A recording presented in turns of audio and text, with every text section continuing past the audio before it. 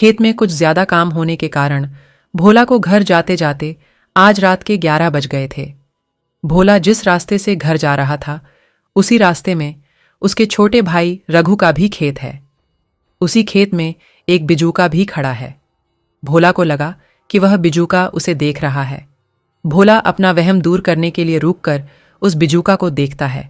बिजूका के देखना बंद करते ही भोला फिर से आगे बढ़ने लगता है, लेकिन जैसे ही भोला आगे बढ़ता है बिजूका भोला को आवाज लगाता है, रुको भोला रुको, तुम जिंदा नहीं बचोगे। बिजूका के इतना कहते ही भोला बचाओ बचाओ ऐसा कहकर वहां से भागने लगता है। भोला को भागते देख बिजूका कहता है कि चाहे कितना मर्जी भाग लो पर अब तुम बचने वाले नहीं।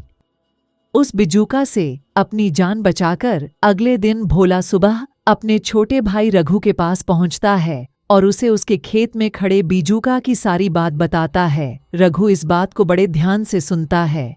रघु भोला से कहता है कि ऐसा कैसे हो सकता है, घास फूस से बना बिजूका कैसे बोल सकता है, कैसे चल सकता है। यदि ऐसा है तो आज रात को हम उसी समय फिर से मेरे खेत में चलकर उस बिजूका को देखेंगे। और फिर रात के 11 बजते ही भोला और रघु दोनों रघु के खेत में उस बिजूका को देखने पहुंचते हैं। लेकिन उस वक्त बिजूका खेत में नहीं होता। तब रघु भोला से कहता है कि अरे यह क्या, मेरे खेत में खड़ा बिजूका कहाँ गया। तब भोला रघु से कहता है कि तुम्हारा खेत तुम्हारा बिजूका और तुम्हें ही नहीं पता आखिर यह गड़बड़ क्या है। और तभी अचानक वह बिजूका फिर से वहां आ पहुंचता है और भोला और रघु का पीछा करने लगता है। उस बिजूका को देख रघु वहां से खिसक लेता है।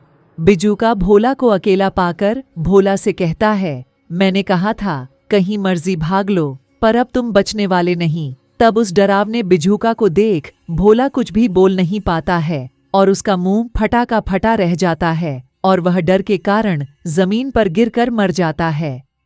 उसके बाद रघु उस बिजूका के पास पहुंचता है और कहता है, वाह भाई वाह कालू, हमारी चाल कामयाब हुई। हमारे रास्ते का कांटा भोला मर गया। भोला के आगे पीछे कोई नहीं। अब हम भोला के हिस्से की जमीन दोनों भाई आपस में बांट लेंगे।